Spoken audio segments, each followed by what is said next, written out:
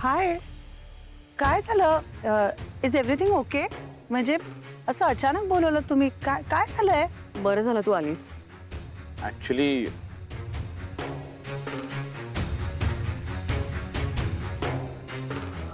Anshuman sir जरा strange वागतात, म्हणजे थोडे वियर्ड वाइब्स देत आहेत. वियर्ड वाईब देतात म्हणजे काय करतोय? ते खूप जवळ येऊन बोलतात. मला खूप अनइझी फील होतं सर.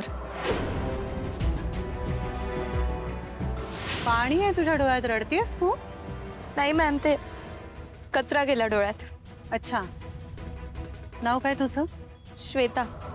मला भेटली होती ती मुलगी रिसेप्शनवरच, आणि मी खरं सांगते, मला त्या दिवशी असं तिला फक्त पाहून वाटलं होतं की something is very wrong with her. म्हणजे मी तिला थांबवलं, विचारलं सुद्धा, पण घाबरली होती ती.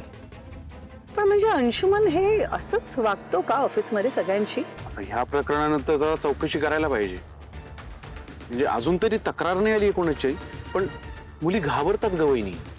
आणि या श्वेताच्या बाबतीत तेच झालंय, घाबरली आहे ती. इतक्या चांगल्या घरातला मुलगा आहे तो, हे कसं करू शकतो?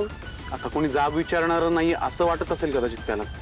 खूप चांगली मुलगी आहे ती, मेहनती आहे, गरीब घरातली आहे, बाबा नाहीयेत, आई आजारी असते, बहीण लहान आहे, नोकरीची प्रचंड गरज आहे तिला. कामाच्या ठिकाणी काय काय भोगावं लागतं मुलींना. हे गरीब असतात ना, म्हणूनच हा हा असा सगळा फायदा घेतला जातो त्यांचा.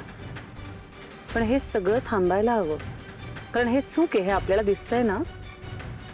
आणि जर आपण कंपनी चालवत असू तर आपणच हे थांबायला हवं.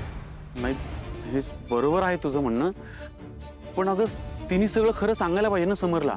तिने जर हे डिनाय केलं तर आपण काय करणार?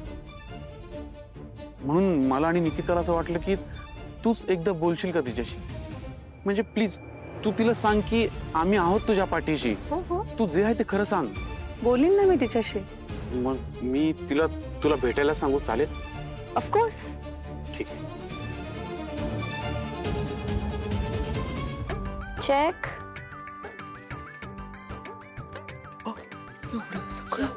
Dry fruits check. आता ड्रायफ्रूट कशासाठी? आपलं ठरलं होतं ना समोसे आणि वेफर्स द्यायचे. एवढं सगळं, एवढी मोठी लिस्ट. मला आधी सांग, तू काय काय मागवणार आहेस ते? म्हणजे काय काय तुला मेनू ठरवणार आहेस?